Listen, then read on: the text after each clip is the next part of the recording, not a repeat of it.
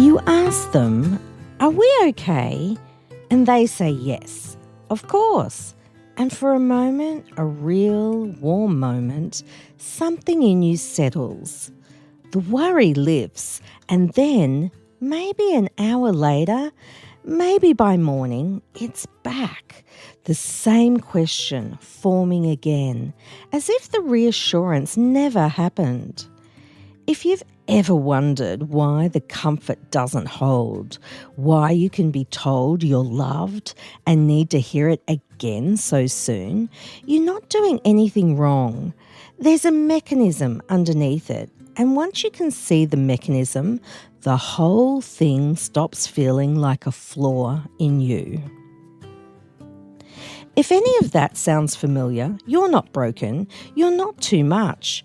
Your nervous system may be doing exactly what it learnt to do long before this relationship began.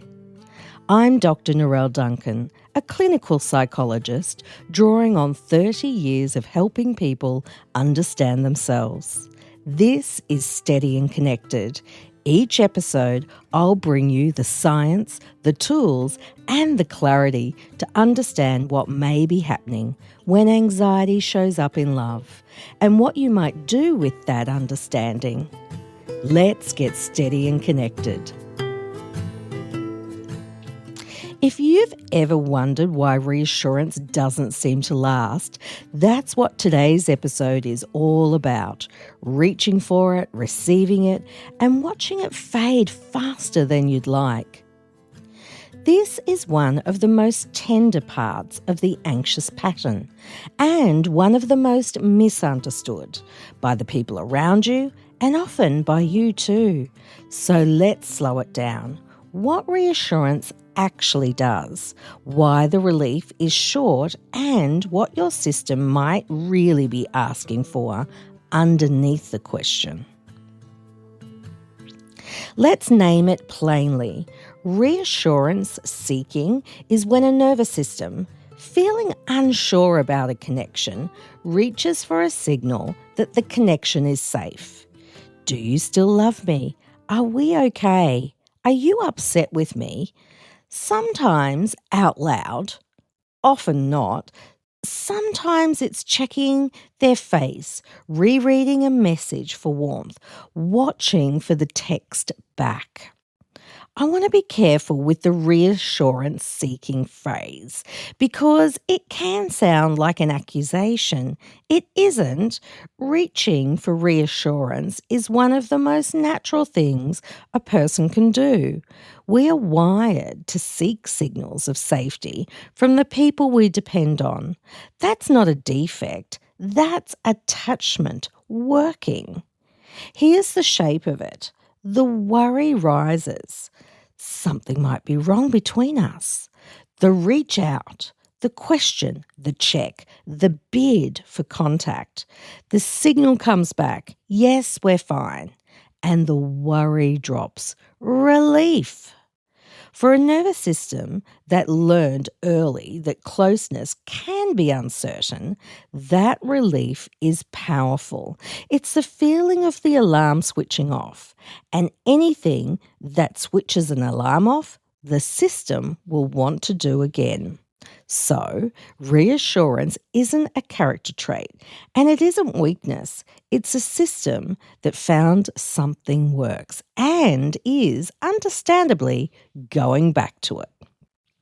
So how might reassurance-seeking show up?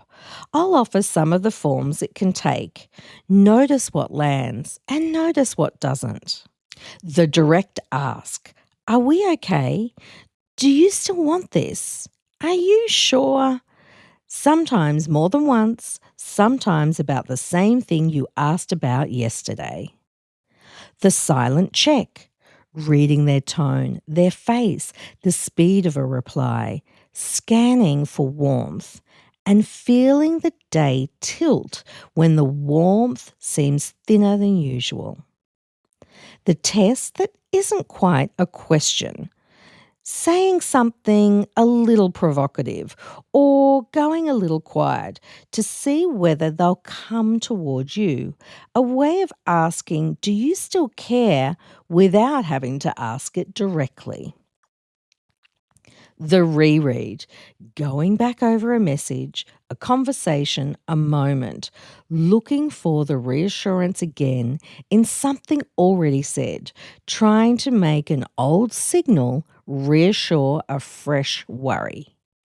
The relief and the return.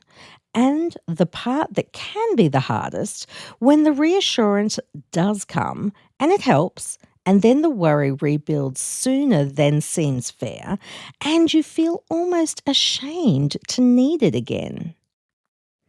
If several of those feel familiar, that's information, not a verdict. If they don't, that's information too. Reassurance is one reaction among several a system can reach for. Here's the mechanism, and it's worth understanding because it explains almost everything about why reassurance can feel like pouring water into a bucket with a small hole in it. When you reach for reassurance and the worry drops, your system learns something. It learns reaching made the bad feeling go away. The relief gets tied to the reaching, not to the answer. So the next time the worry rises, the system doesn't reach for the memory of being reassured.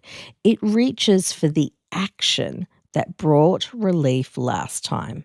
The asking, the checking, the behaviour gets stronger.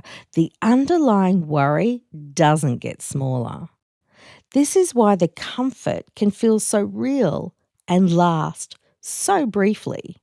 The answer soothed the moment. It didn't teach the system that it was safe. It taught the system that asking works. And a system that has learned that asking works will, understandably, ask again.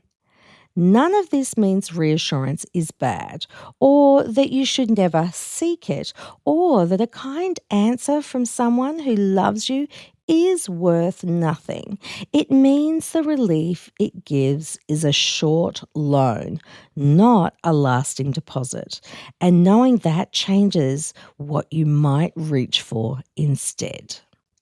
If you'd like to see how active this particular pattern is for you, the free quiz at steadyandconnected.com.au is a good place to start.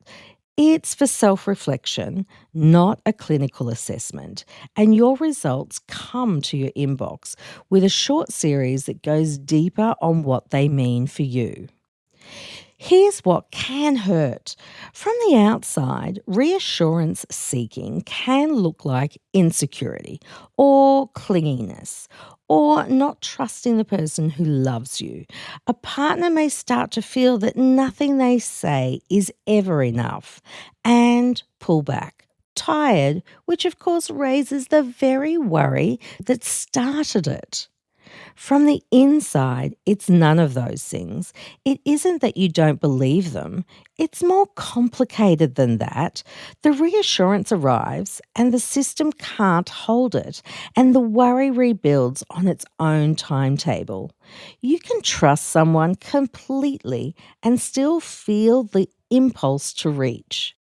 And when the person seeking reassurance believes the story, I'm too insecure, I'm exhausting to love, that adds a second layer, the worry, and then the shame about the worry, which of course is one more thing to seek reassurance about. So, a lot of this work is simply correcting the misread. The reaching isn't distrust. It's a system that hasn't yet learned to make its own safety. And that's a skill, not a character. Let's go back to that question.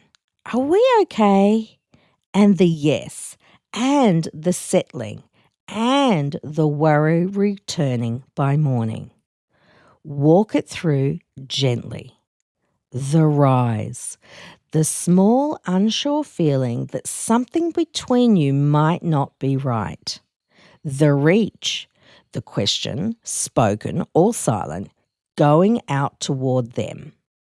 The relief, real, warm, and tied underneath to the reaching more than the answer. The return, the worry rebuilding, not because they failed you and not because you're broken, only because the reaching was a short loan, not a long-term deposit. Now you can see it for what it might be. Not proof that you can't be reassured. Not proof that something is wrong between you. A system reaching for the fastest relief it knows, and a relief that was never built to last. That's not neediness, that's a pattern with a mechanism doing exactly what it learned long before this relationship began. Here's the part that opens a door. Underneath, are we okay?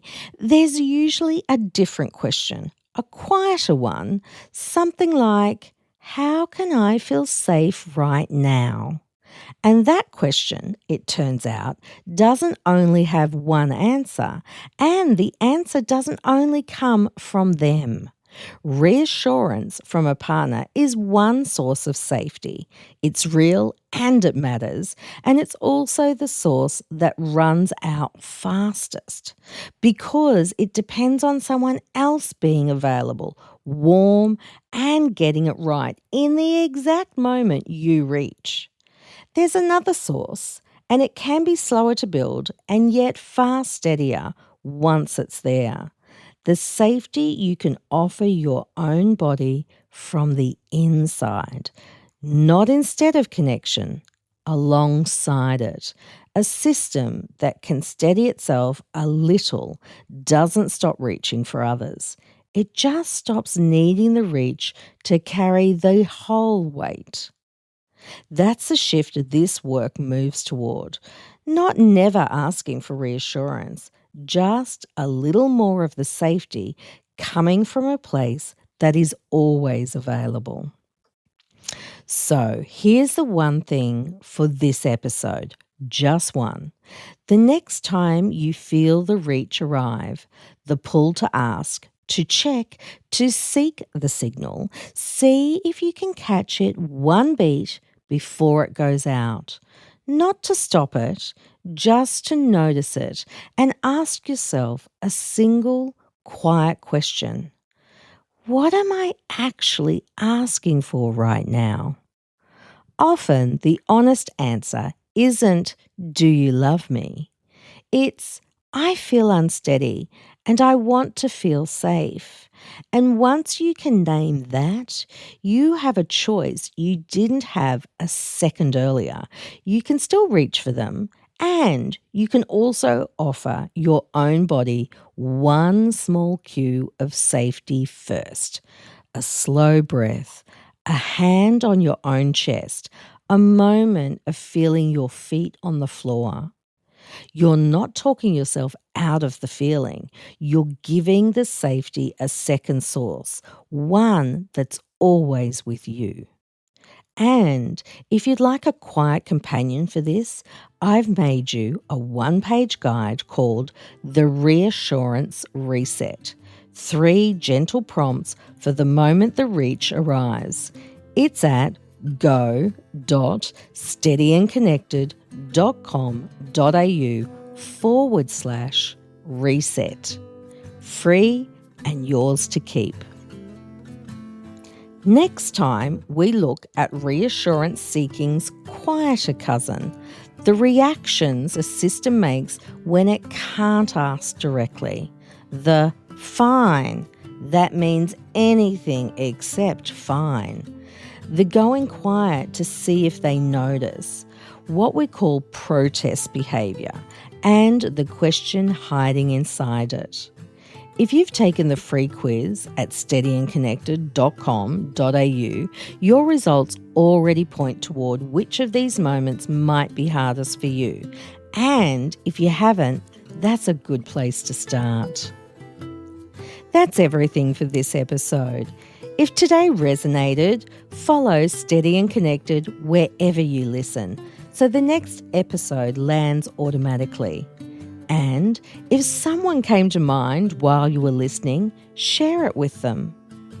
If you'd like to know which attachment pattern is most active for you, take the free 5-minute quiz at steadyandconnected.com.au. Your results come straight to your inbox, along with a short email series that goes deeper on what they mean for you. If today's conversation has brought up anything you need support with, please reach out. Lifeline is available 24/7 on 13 11 14. And if you're ready to explore this work more personally, I offer individual telehealth sessions at getlifedirection.com. I'm Dr. Narelle Duncan. Take good care of yourself, and I'll see you in the next episode.